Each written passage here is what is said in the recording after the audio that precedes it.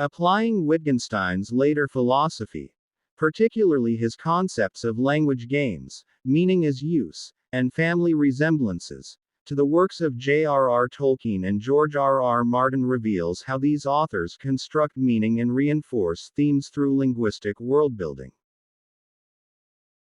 Both writers use language in ways that reflect Wittgenstein's insights, though with different emphases. 1. Tolkien.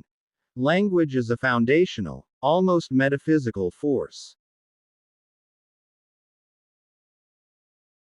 Tolkien, a philologist, treated language as deeply tied to reality, almost in a way that resonates with Wittgenstein's early tractatus, where language pictures the world, but with a later Wittgensteinian twist in how different cultures use language.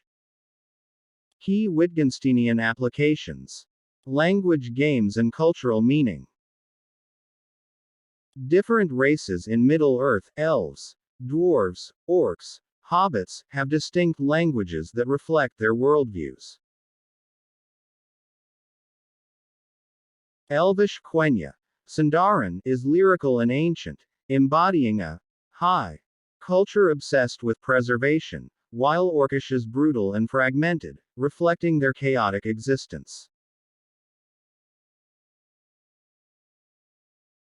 Wittgensteinian take. Each race's language is a game with its own rules, shaping how they perceive reality. For instance, the Elvish word for sea carries longing, while hobbits have no word for adventure, because they avoid it. Meaning as use in mythmaking.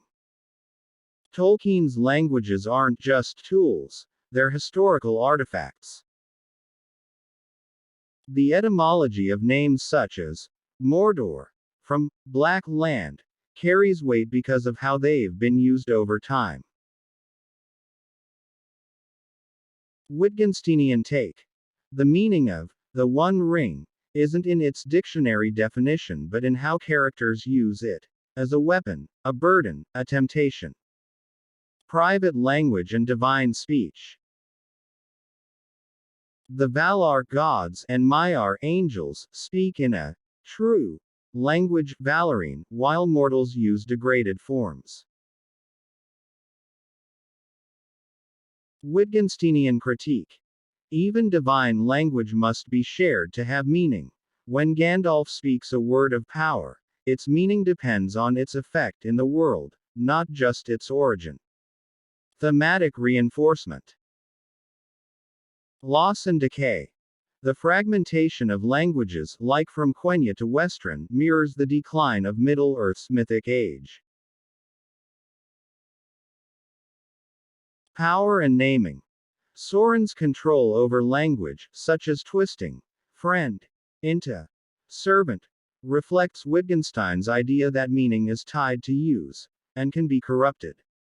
2. Martin. Language is a political and deceptive tool. Martin's A Song of Ice and Fire treats language as a weapon, where meaning is unstable and contested, much like Wittgenstein's later emphasis on fluid, context-dependent usage. Key Wittgensteinian applications. Language games in politics. Noble houses manipulate language for power. For instance, a Lannister always pays his debts is both a boast and a threat. The phrase, King in the North, shifts meaning depending on who says it. A rallying cry for some, a rebellion for others. Wittgensteinian take. Meaning is determined by who speaks, where, and why, just as in real-life political rhetoric. Family resemblances in identity. Stark and Targaryen don't have fixed definitions. They're clusters of traits: honor, madness, power, that overlap but don't strictly align. Wittgensteinian take. Like games, these family names have no single essence, only shifting associations. Private language fails. Characters like Bran and the three-eyed raven try to transcend ordinary language, but their visions remain cryptic, because meaning requires shared understanding. Wittgensteinian critique. Even prophetic language must be interpreted within a community. See Melisandre's misreadings of Azor Ahai. Thematic reinforcement. Power and manipulation. Varys' riddle, where does power lie? Shows that meaning is dictated by perception, not truth. The instability of truth.